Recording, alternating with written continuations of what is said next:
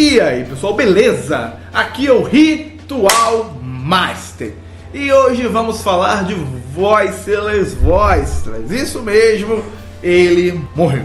Sim, se você está vendo, acompanhando esse formato terrível que a gente quer logo abolir para resolver nem um terço dos problemas, né? Você deve ter percebido que Voiceless simplesmente sumiu do meta. Você ainda vê, você ainda pode reconhecer ele como um Rogue, mais um competidor lá, um terceiro deck a ser batido. Ele não é mais, né? Vocês se lembram muito bem que esse foi o deck que eu usei no ICS para pegar o top 32. Então acho que eu posso falar o que aconteceu, essa mudança que impactou tanto e fez um deck que era lá em cima simplesmente se tornar lá um Rogue, né?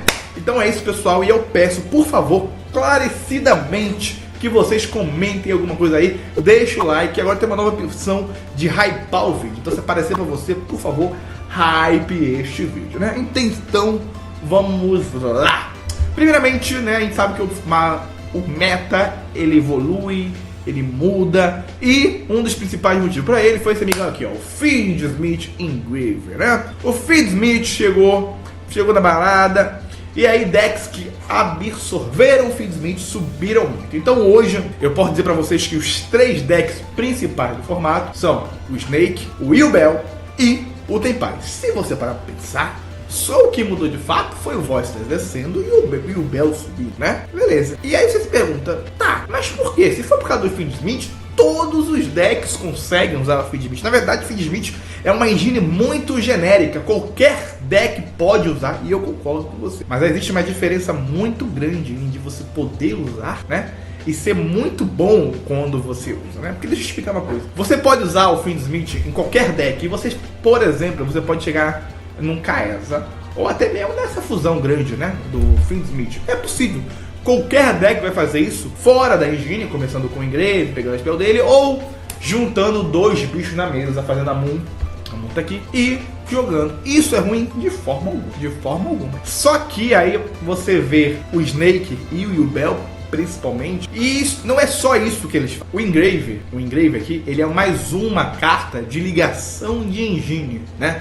Então, para um deck que já tinha 15 starters, agora tem 18. Fora que você iniciando a sua engine, a sua tentativa de jogada por uma carta que não gasta normal summon, é forte demais. Então você vê que nos decks que agregaram ele com mais força, que é o Snake e o Bell, ele é uma tentativa de jogada que não é isolada, não é um bicho aleatório, ele é uma tentativa de jogada da sua engine, que pode vir a ser push, pode vir a ser uma interação, né? E depois que você interliga a sua mesa todinha, você ainda faz uma colusa, por exemplo, ou outras coisas. Então o bicho sozinho, ele vai ligar a sua engine, fazer mais interações na mesa, sem gastar normal summon e tudo mais. Aí eu pego o meu deck de Voiceless, encaixo o Fiendsmith, tudo que eu vou poder fazer com ele é uma jogada standalone que funciona sozinha, sem gastar normal summon, que é até bom, só que não vai agregar muita coisa no meu Voiceless. Eu já testei essa build aqui, tanto que ela tá aqui pra mostrar pra vocês. Eu vou fazer um Kaeza, que é muito bom, é uma boa negação, não tô dizendo que é ruim, mais uma vez, eu não tô dizendo que isso de fato seja ruim, mas no fim das contas, não vale a pena. Não é que não vale a pena, mas não é o suficiente, isso, a palavra é, não é o suficiente. Não é o suficiente. E aí nós temos o Tenpai. O Tenpai é aquele deck, ele chega lá, mata, se ganhar, ganhou, se não ganhar, não ganhou. Enche de board break até onde der e joga. Então o Tenpai, ele tem aquela força que o que ele faz muito bem. E o que ele faz é matar, e matar ganha jogos. Então se ele faz uma coisa que ganha jogos muito bem, ele tá muito apto, né, pra continuar competindo. Então nós temos o Yubel e o Fiendsmith, né? E aí o Voiceless, beleza, eu expliquei que o Fiendsmith nesse deck de Snake, no deck de Yubel, ele cresceu por conta disso, né?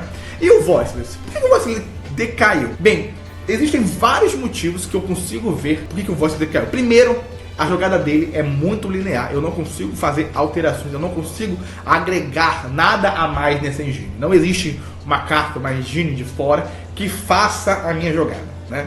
Uma coisa que, por exemplo, o Fiendsmith faz para esses decks que eu já citei. Então eu preciso fazer passos que vão fazer eu passar com Skull Guardian, Law, Barre, Trapper e outras coisas assim. Então são rotas muito lineares. E isso não se aguenta, principalmente em um meta que acaba colocando muita hand trap, né? Então você tem uma rota muito linear, que é muito fácil, você já tá no meta há tanto tempo, as pessoas já sabem o que você quer fazer, certo? Você, como eu já falei naquele vídeo antes de ele funcionar, você não consegue ter fôlego o suficiente para trocar hand traps nem com o Snake e nem com o Yubel, principalmente com o Snake, nunca teve, agora mesmo que você não tem. Então você não consegue trocar a interação com ele de Spell e Trap.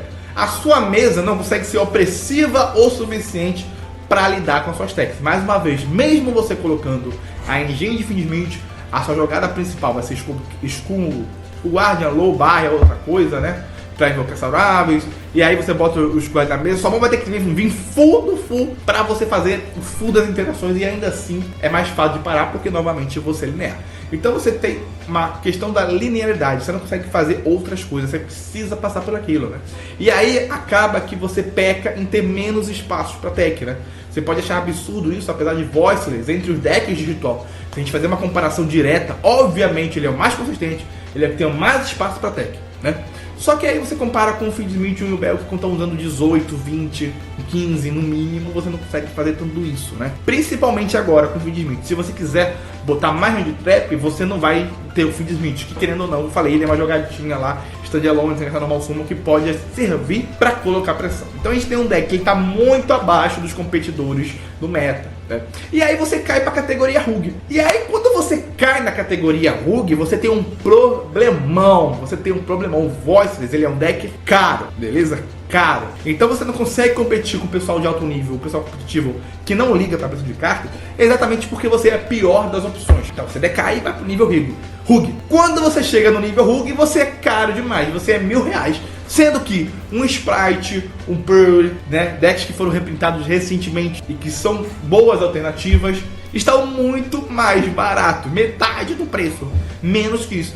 E você consegue ver jogar competitivamente. O Sprite, por exemplo, ele tem subido muito no meta. Ele é um deck que ele consegue, por exemplo, usar Shifter, né?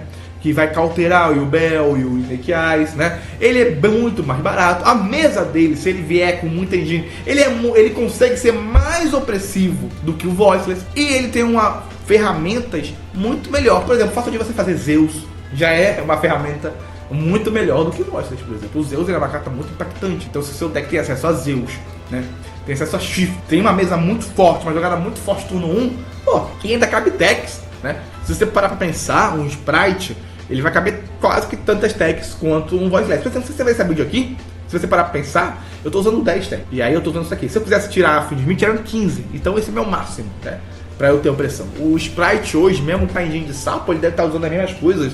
Até mais. Ele deve estar usando 12, 15, ainda com a engine de sapo e Shifter sendo uma delas. Então, você vê, o Power nem se fala. O Power ele também é um deck que tem potencial para usar Shifter. Apesar dele perder as spells no cemitério, ele consegue usar o Shifter. E ele também é muito mais barato. Então você vê que quando você chega no Voice, ele não bate de frente com o meta. Ele é caro demais para ser um. Então você não tem motivos suficientemente bons para jogar de Voiceless. A não ser se você seja que nem eu e goste de Voiceless. Aí você vai tentar encarar. Mas de forma sensata, né, é muito mais fácil eu sugerir você montar outro deck, né? Algum deck que foi reprintado recentemente, da Rarity, né? Uma coleção. A Mega Team vai sair agora e vai vir mais decks reprintados ali. Então acaba que vale muito mais a pena. Porque se for para montar um Rug, monte um Rug que barato, né? Não tem porque eu sugerir um Rug caro só porque ele é bonito, né? Enfim, então a gente pode bater na mesa que o Voiceless ele não tem pressão para bater com o deck nos outros metas. A gira de Fiendsmith não foi uma agressão, não, eu vou agredir quem? Não foi agregado tão bem como nos decks no meta, né? Até o Magic Musket, o Fiendsmith é muito melhor, ele faz a Dino girar e etc, né? E como o Yubel, ele não consegue sair dessa mesmice, ele é um deck muito preso, muito parado, ele tem que fazer aquele combo, ele não consegue fazer outra coisa, né? Enfim, esses são um dos diversos motivos que fizeram o Voiceless simplesmente sumir e morrer. Então é isso, pessoal, muito obrigado e até a próxima.